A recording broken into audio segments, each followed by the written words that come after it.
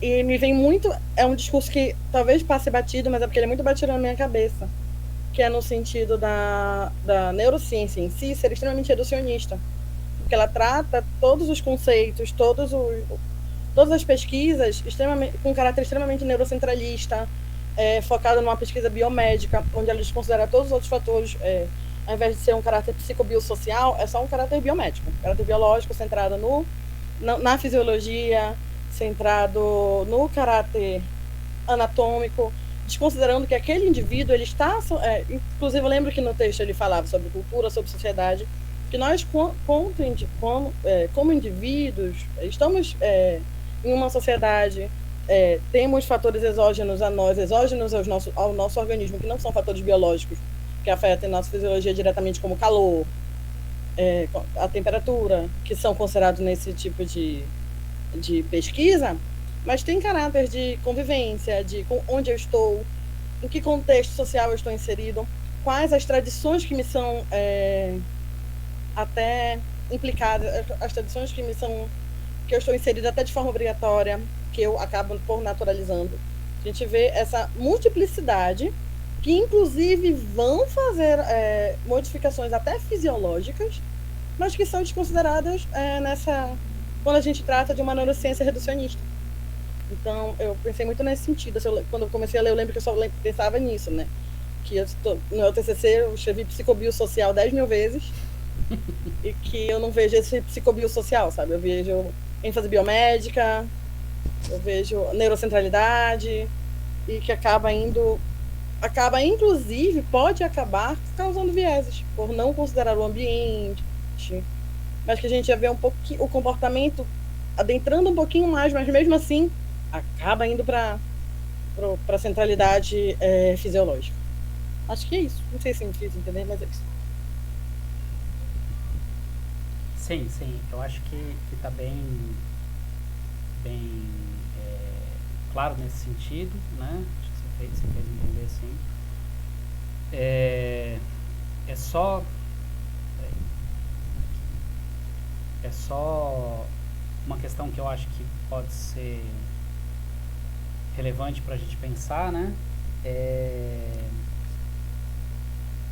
Bom, você tem esse elemento epistemológico que ele vai tratar no texto um pouco mais à frente, que eu acho que é importante, que é essa ideia de que uma característica específica e importante das neurociências é que elas são reducionistas, né? Essa ideia do reducionismo, depois a gente pode discutir e destrinchar ela um pouco melhor, né? Mas ela é uma característica que ela é tida como importante. Eu não disputo que ela tenha, que o reducionismo como estratégia metodológica tenha produzido resultados interessantes, né? Mas ela é lida como uma estratégia interessante porque as neurociências elas se inserem num campo das ciências experimentais. Então essa ideia de que fazer neurociência é essencialmente trabalhar com experimentação, me parece que como se diz, é o que torna as neurociências reducionistas, né? Depois a gente pode até discutir um pouquinho como que isso se constrói do ponto de vista histórico, né? Se construiu do ponto de vista histórico de uma maneira bastante complexa, né? Em vários momentos da história, mas principalmente a partir da década de 60, mas isso a gente discute depois. Mas o reducionismo é uma estratégia, né? E é uma estratégia que ela tende a produzir alguns efeitos um pouco complicados, não somente do ponto de vista de concepção de objeto, né? Mas principalmente a partir do momento em que as neurociências elas passam a ser, e aí a gente pode usar o termo que o Danilo usou, ideológicas, né? No sentido de que elas passam a ser utilizadas como uma forma de dar legitimidade para determinadas leituras de mundo, né? Então, quando a gente fala sobre um certo reducionismo, ou como a Mariana falou, por exemplo, quando a gente fala sobre as neurociências e a sua relação com a psicopatologia, com o campo da saúde mental, né? Muitas vezes as neurociências elas acabam se prestando a um serviço relativamente ideológico ao fazer afirmações sobre determinados fenômenos como se houvesse uma certeza absoluta e fosse uma verdade inquestionável e a única forma de olhar para esses fenômenos, né? Então, quando a gente fala sobre a questão dos transtornos mentais, por exemplo, essa noção extremamente forte de que o transtorno mental é um transtorno cerebral e que o único aspecto que realmente interessa, que é o que a Larissa está chamando de neurocentrado, né? O único aspecto que realmente interessa é a gente olhar para esse fenômeno cerebral, né? E aí, um pouquinho mais para frente, os autores vão sugerir uma maneira de se livrar um pouquinho desse ranço, um pouquinho dessa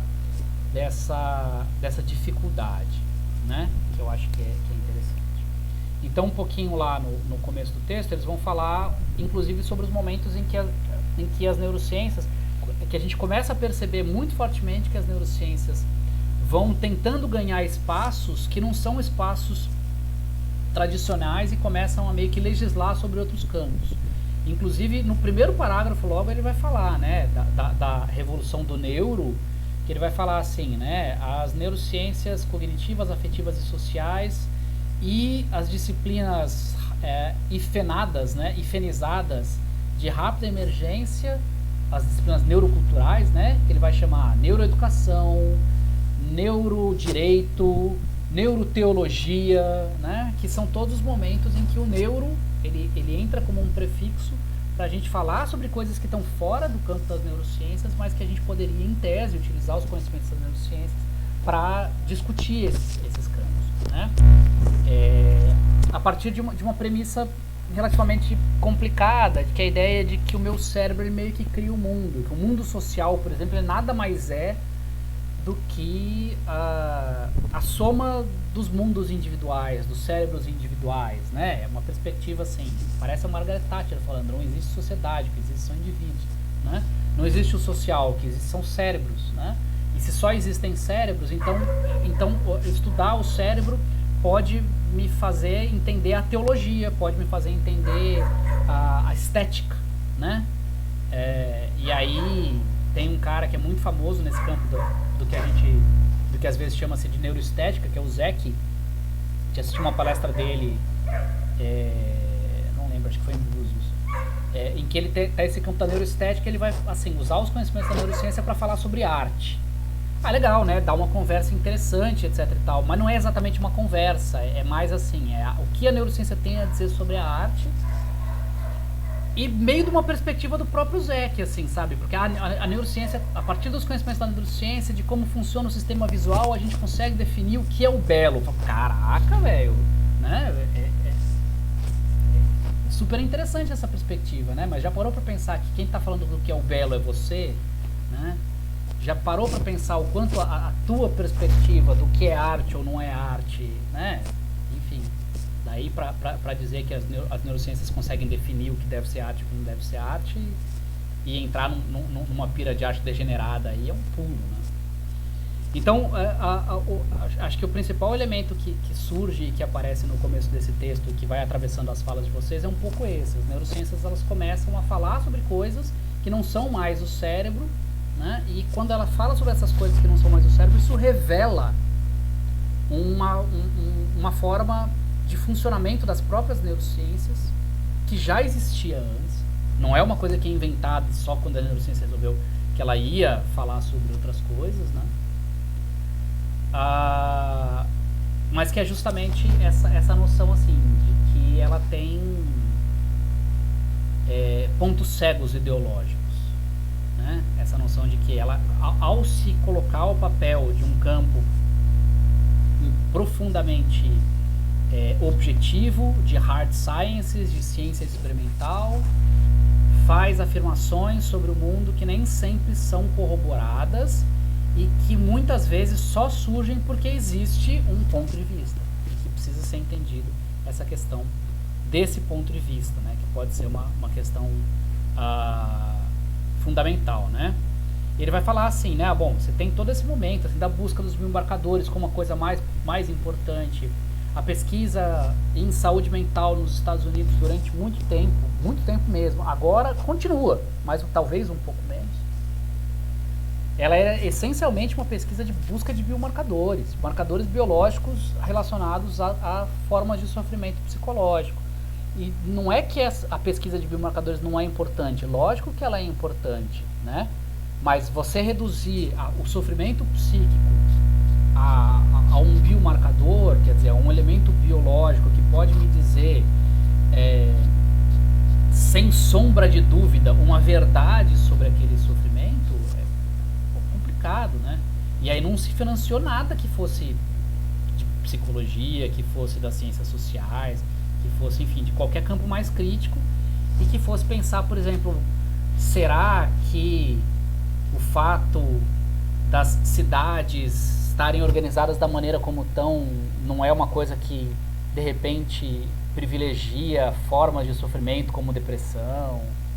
Será que o trabalho não é uma causa fundamental da ansiedade? Não, o que a gente quer saber é biomarcadores de ansiedade, né? Então, isso é complicado. E aí ele vai falar que isso traz vários problemas específicos, porque você tem esse elemento das neurociências talvez pensando ou talvez sendo utilizadas como qualquer outra ciência, como uma espécie de forma de controle social, uma espécie de forma, no mínimo, de fazer um discurso sobre, né?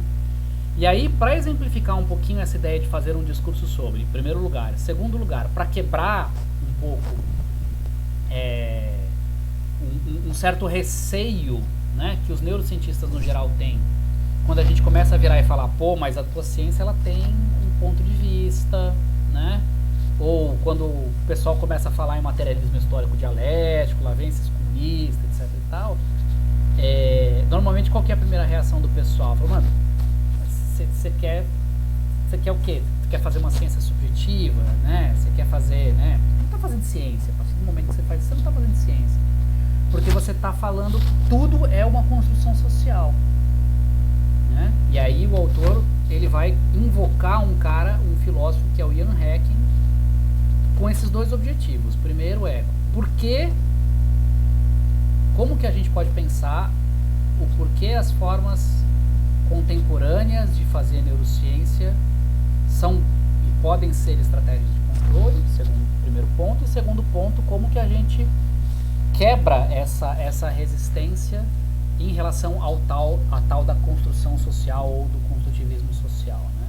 Que é a parte lá que ele vai falar Making a People on the Hidden Anthropology of the Neurosciences, ou fazendo pessoas, criando pessoas, e a antropologia oculta das neurociências. Quem quer começar comentando esta parte?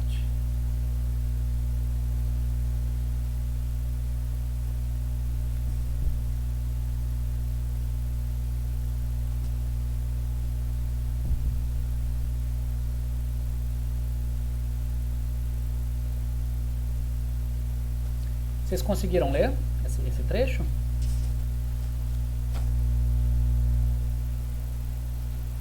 Você já conhecia o Ian Hacking?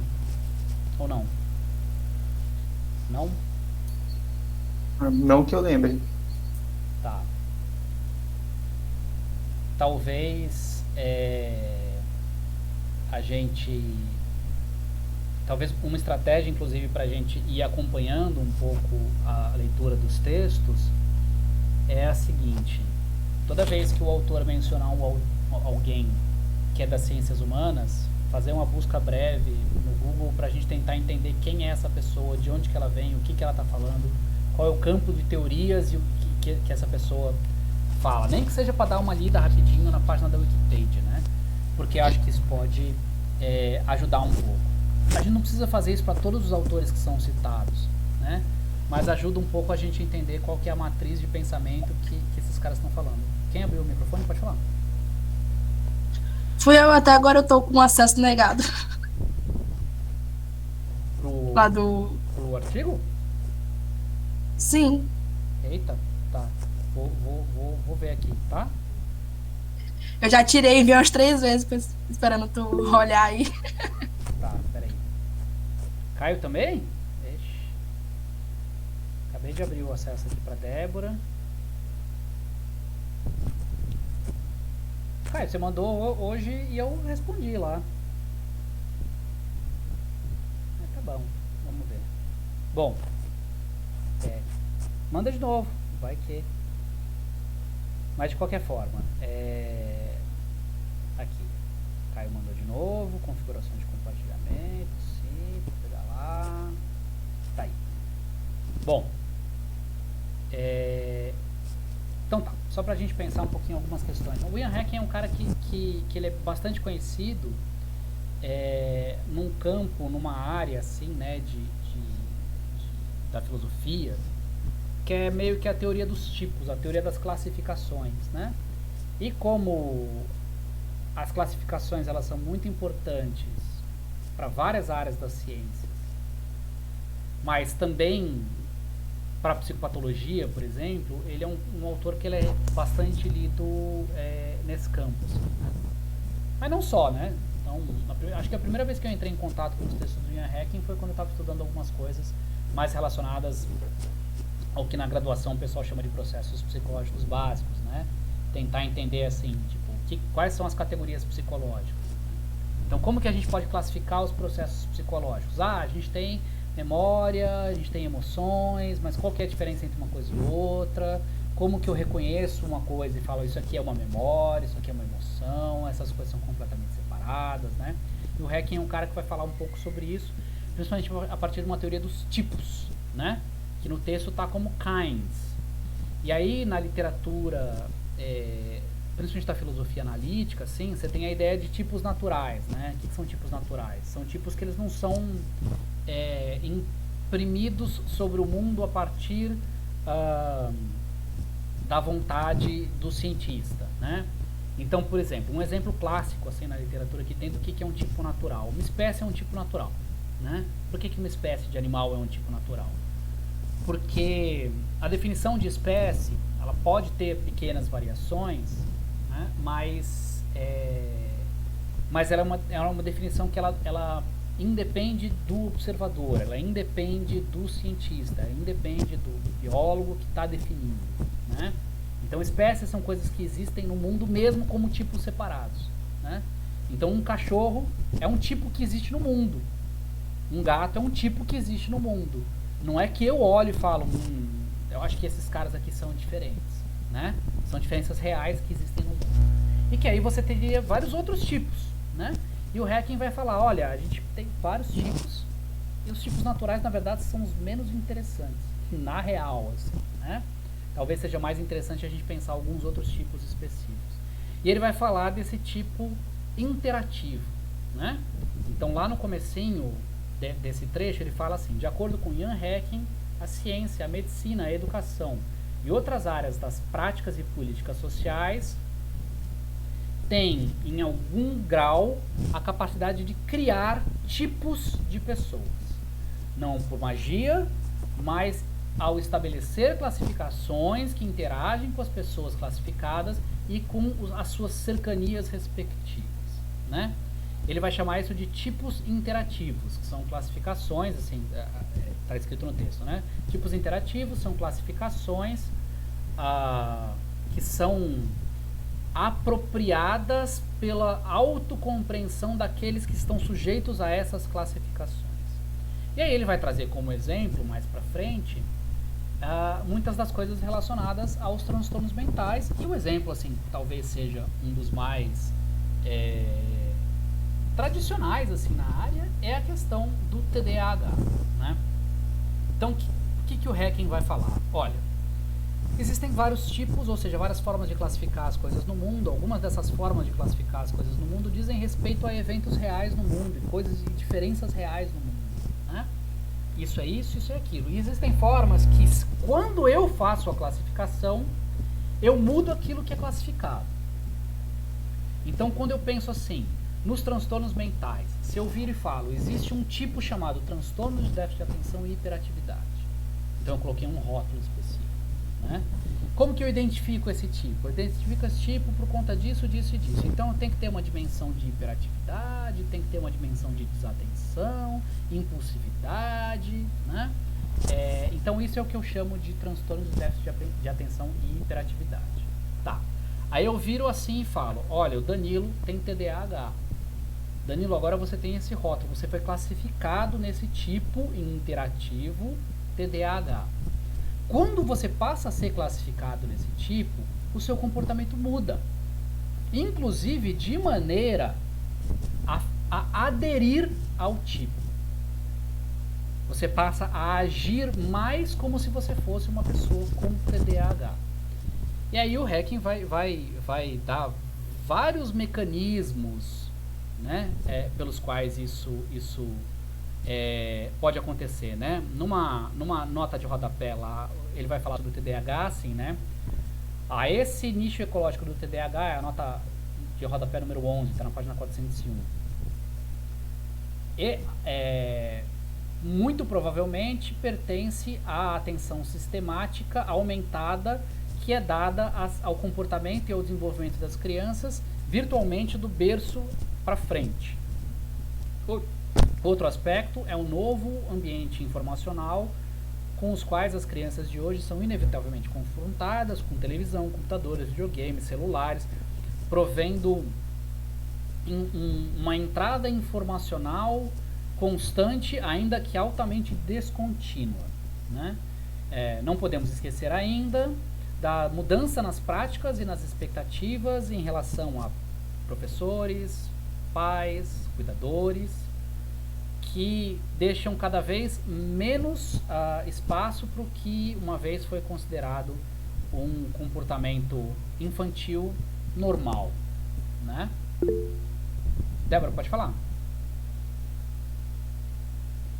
A minha irmã, recentemente, ela foi diagnosticada, né, com TDAH, ela passou por todo o processo de exame, e a profissional, ela indicou mesmo pra gente não falar isso pra ela, justamente por ela não ter a maturidade de lidar isso como algo normal, que é algo que é tratável, que vai com acompanhamento, e ela falou pra gente não falar isso pra ela, pra agir normal. Só algumas atividades foram incluídas para ela, tipo alguma ginástica, algumas atividades diferentes que façam ela melhorar a atenção para a desenvoltura dela, porque ela tem muita dificuldade em aprender a ler e coisas cognitivas, justamente por conta disso. E aí, só para lidar normal. E já a gente fez isso, né, para não falar para ela lidar como algo rotineiro, e ela já teve uma grande desenvoltura desde o processo do diagnóstico até hoje. Essa é uma questão interessante, né? Mas a gente não pode esquecer que quando o Hacking fala de um tipo interativo, ele não está jogando isso somente para a pessoa, né? Não é assim, eu vou comer esse rótulo aqui, agora eu sou TDAH, né? Mas também as cercanias da pessoa, o mundo à volta da pessoa, né? Então, o mundo à volta da pessoa tem um conjunto de expectativas, de formas de pensar, de agir em relação, por exemplo, a uma criança diagnosticada com TDAH, que faz com que cada vez mais ela se coloque nesse papel do TDAH, né? Eu trago o exemplo do TDAH, mas ele fala de vários outros exemplos, né? De vários exemplos que foram construídos historicamente, inclusive na ideia dos conceitos de transtornos, né? Então ele vai falar do TDAH, mas ele fala do conceito de histeria produzido no século XIX, da anorexia, da depressão, né? Mas também categorias sociais, né? Ou seja, toda vez que a gente provê uma identidade fixa, que a gente fala isso é um tipo, né? Isso é uma classificação, né? Ele fala, por exemplo, sobre o tipo social homossexual, sobre como as identidades sexuais que elas estrategicamente, taticamente, elas são colocadas como uma identidade relativamente fixa, elas geram determinadas formas de se comportar que fazem com que as pessoas caibam meio que dentro daquele pacotinho, assim, né? Então, toda vez que a gente produz esse processo gera o que o Hacking vai falar de looping classificatório, né? Que é uma espécie de processo de subjetivação, né? Ao criar formas classificatórias, determinadas formas classificatórias fazem com que as pessoas ajam como se elas de fato fossem daquela forma classificatória, né? Vai falar assim, esses processos podem levar à emergência de novas práticas, novas alianças, novas instituições que interagem de maneiras diferentes com as pessoas em questão. Então, quando a gente fala, por exemplo, sobre TDAH, ao criar a categoria TDAH e dizer existe uma categoria TDAH e essa categoria TDAH, essas crianças aqui, elas têm que caber dentro dessa categoria TDAH, você gera um grande conjunto de novas instituições para pensar a questão do TDAH, né? Tanto formas de tratamento, quanto formas, inclusive, da gente dar visibilidade para fenômenos, falar sobre eles, né? Então, a Ritalina é uma nova instituição para lidar com o TDAH, mas a forma como o professor lida com a criança diagnosticada com TDAH também é uma nova instituição, né? A gente já tem um olhar diferente a partir do momento em que se criou essa categoria. E a gente tem fenômenos complexos e novos, por exemplo, como a instituição TikTok, para falar de TDAH, né? Que gera essas questões. Agora, é importante a gente falar também que o Hacking, nesse sentido, ele é quase como se fosse Foucaultiano, assim, né? Ele vai virar e falar, olha, também tem formas diferentes, né? As pessoas, elas podem ser classificadas dentro de uma coisa, e aí elas podem escapar dessa classificação de uma maneira total, assim, elas podem ir para o campo oposto, assim, né? Então ele fala assim, isso também pode funcionar na outra direção, falsificar uma classificação inicialmente adequada, no caso em que as pessoas que foram classificadas respondem mudando o seu comportamento de formas relevantes, né? Então eu posso ser classificado como tendo depressão, e aí isso faz com que eu tenha um conjunto de comportamentos associados à depressão, ou eu posso ser classificado como tendo depressão e eu faço um conjunto de comportamentos completamente diferentes, até como uma espécie de estratégia de resistência a essa classificação, né? E ele vai falar, e é claro que isso são dois extremos, e entre esses dois extremos você tem um conjunto de respostas, né? Um conjunto de coisas, né? Que vão ser modificadas pela resposta, que vão modificar, na realidade, as classificações pela resposta das pessoas sendo classificadas, né? Então, se tem uma interação para jogar como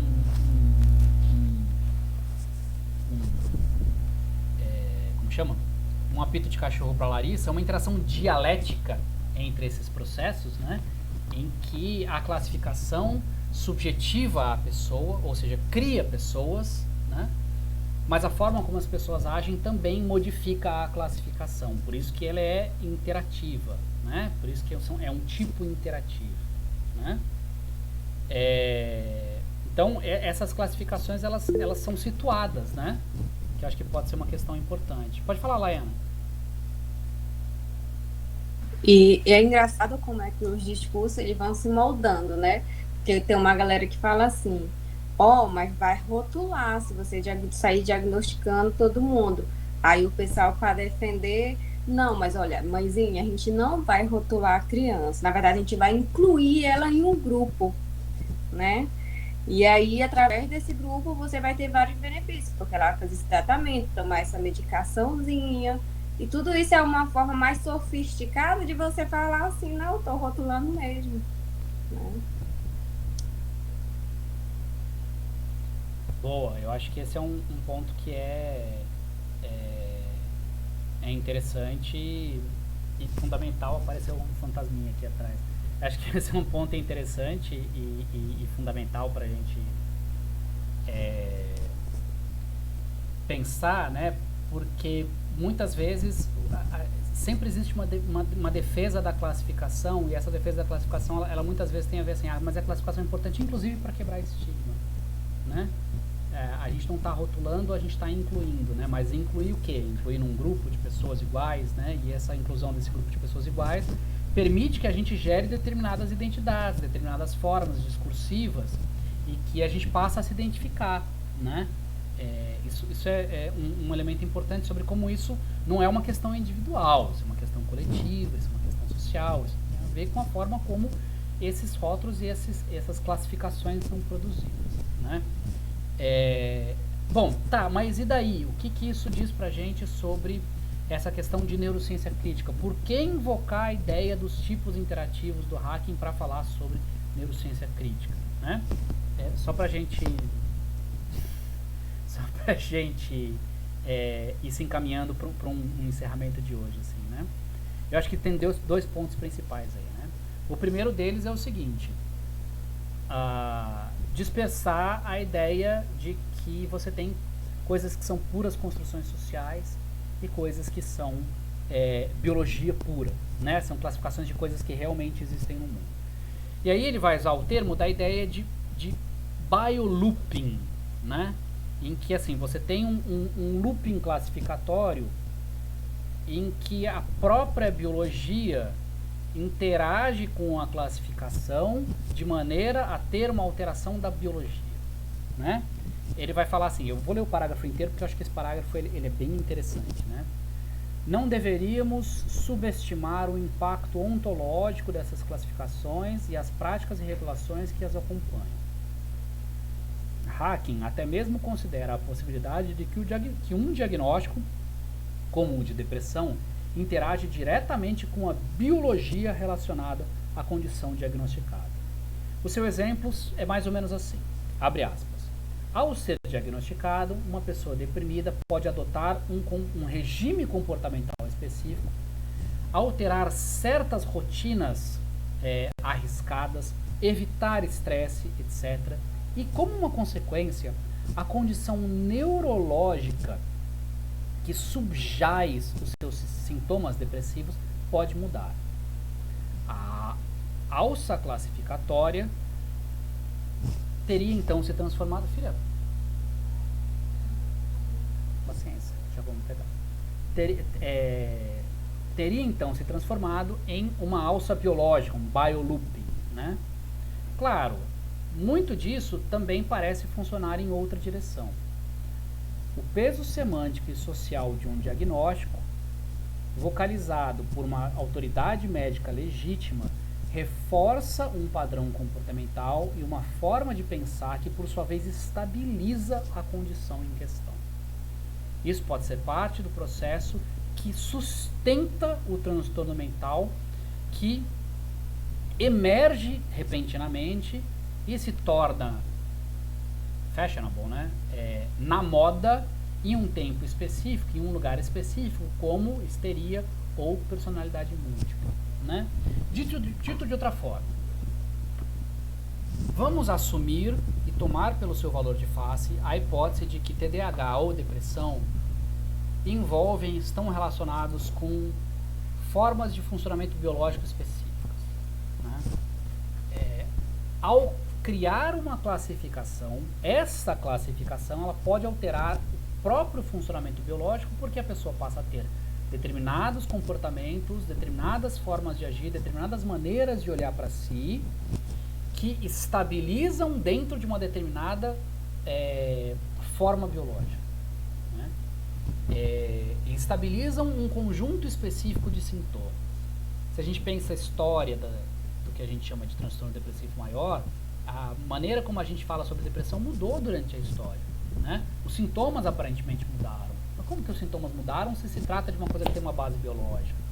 A gente pode admitir que tem uma base biológica, mas essa base biológica interage com o processo classificatório. Porque ao ter um processo classificatório, que é a ideia do tipo interativo, eu faço determinados comportamentos, ajo de determinadas formas, o mundo à minha volta me trata de determinadas maneiras e me subjetiva de determinadas maneiras, que isso produz uma modificação no meu funcionamento biológico.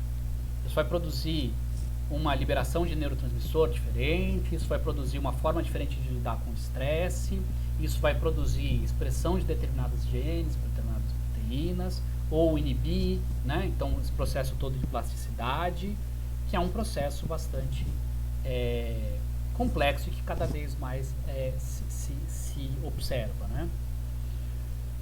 Com isso, quando a gente coloca essa ideia dessa alça biológica, desse looping biológico, dessa interação entre esses processos biológicos, sociais, discursivos e práticos, né, pragmáticos,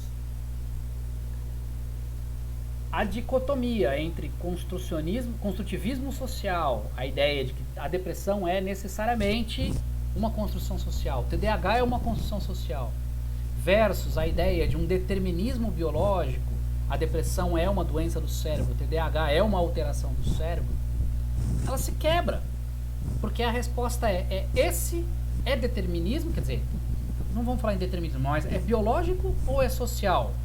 A resposta para essa pergunta é sim. Ou seja, as duas coisas. né? E aí, quando a gente fala nesses processos classificatórios, é importante a gente dizer que esses processos classificatórios eles não deixam de ser também relações de poder, formas de subjetivar, né? Formas de mostrar para as pessoas como que elas devem organizar seus comportamentos. A gente trouxe o exemplo dos transtornos mentais porque ele é muito caro para as neurociências e porque a gente trabalha. Nosso grupo trabalha muito com isso, né? Mas a gente não pode esquecer que o Hacking vai falar sobre vários outros tipos sociais, várias outras identidades sociais que meio que moldam a maneira como a gente vai agir, vai falar, né? Então esse fenômeno ele vai apresentar dois elementos básicos, né? Duas respostas básicas. O primeiro é o problema de que se também existe construção social, fazer uma neurociência que ignora esse processo de construção social vai dar ruim. Vai ser uma neurociência no mínimo incompleta, né? Ou, usando as palavras do Danilo, não isenta de ideologia, mas cega a esses elementos ideológicos, né? Segundo, e aí eu acho que é um elemento interessante, se essa hipótese dessas alças biológicas, desse biolooping, é verdadeira, e isso é uma questão empírica, isso é uma questão que você tem que ser pesquisada e entendida, só olhar para os processos biológicos não será suficiente para entender esses outros processos. Então, o neurocientista que, usando o termo da Larissa, é reducionista, neurocentrado, que olha e fala, o cérebro se comporta dessa maneira, e ele ignora que esse cérebro está dentro de um mundo, inclusive um mundo social, esta neurociência, a gente poderia chamar de neurociência acrítica, não crítica. Ela, de um ponto de vista muito pragmático, ela tende a ser uma neurociência ruim, do ponto de vista de produção do conhecimento. De um ponto de vista político, ela tende a ser uma neurociência que ela nunca vai conseguir se desvencilhar do seu papel na justificativa da injustiça social. Continuará sendo uma ciência que ela vai servir para justificar a ideia de que o cérebro das mulheres é inferior, que as pessoas que estão em sofrimento psíquico, elas precisam ser tratadas de uma maneira ou de outra, que o cérebro de uma pessoa trans é um cérebro suficientemente diferente em que necessariamente o processo implica em sofrimento. Então, esses elementos eles são importantes para a gente pensar uma neurociência que não se afunde nesse aspecto, né? Ou seja, que ela não consiga escapar do seu caráter normativo. Bom, com isso a gente leu aqui as primeiras 7 páginas do artigo, quase a primeira metade do artigo, que eu acho que tá razoável para hoje. Ok? Para a lição de casa aí, eu acho que talvez seja importante dar uma olhadinha um pouquinho nessa questão do Ian Hacking, quem ele é, o que ele fala, etc e tal, sobre outras coisas. Ele fala várias outras coisas sobre vários outros campos. E agora, a partir dessa leitura que a gente fez, reler o penúltimo parágrafo desse texto, dessa parte do texto, perdão, que está lá na página 403, que começa com This Brainhood or Neuralized Subjectivity, né, que ele vai falar sobre essa cerebralidade, essa subjetividade neuralizada. E aí depois vocês podem, inclusive, se tiverem curiosidade, tem 2 autores brasileiros que são muito interessantes nesse campo, que é o Ortega e o Vidal, que vão falar sobre o sujeito cerebral. Tem um livro deles que se chama... É uma pergunta, né? Somos nosso cérebro? Em que ele vai justamente falar sobre esse ponto, sobre essas questões. Então, se vocês tiverem curiosidade, tem livro, tem artigo, tem outras coisas deles que pode ser legal. E, bom, para a semana que vem, ler o próximo tópico, que é a primeira natureza normativa, o outro que é neurociência cognitiva e o discurso do capitalismo flexível. E aí a gente vai começando a levantar os problemas. E aí depois, acho que a gente pode parar por aí no próximo encontro, daqui a 2 semanas. Aí depois a gente vai pensar sobre respostas possíveis, né? Talvez continuando no texto que ele fala aqui, né? Respostas possíveis, quais são algumas das saídas, etc e tal. Ou até mesmo falar, bom, beleza, paramos por aqui, vamos ler um outro artigo que vai pensar algumas consequências interessantes disso, falar sobre reducionismo, por exemplo, o que isso tem a ver com reducionismo. E aí depois a gente volta para isso. Mas então, para o nosso próximo encontro, esses 2 próximos tópicos, tá? Normative First Nature, né, a primeira natureza normativa, e Cognitive Science and the Discourse of Flexible Capitalism, né? Então, a neurociência cognitiva e o discurso do capitalismo flexível. Pra gente terminar de ler o texto aí e sair queimando uns carros, não. Pode falar, Edson, você ia falar? Não? Professor, eu queria que o senhor repetisse o nome dos autores. O senhor comentou. Dos brasileiros? Isso. Francisco Vidal e Fernando Ortega. Ou Fernando Vidal e Francisco Ortega, pode ser também. Mas é Vidal e Ortega. É Francisco Ortega e Fernando Vidal. É Francisco. Não é Francisco. Ela é cobista, é verdade. Lembrei.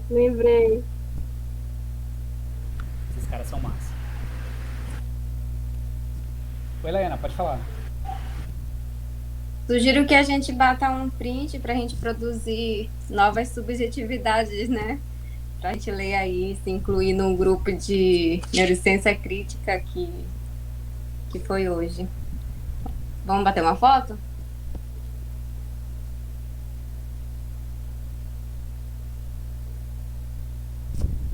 Tava só tirando do mosaico aqui.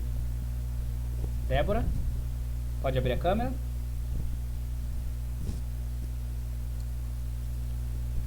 Vou abrir, só que meu computador tá travando. Só um minutinho, tá? Claro.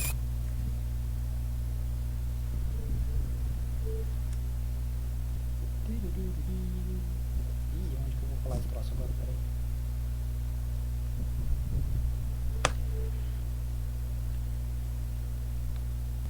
Peraí. Pronto. Aí. Vou bater, hein? No 3.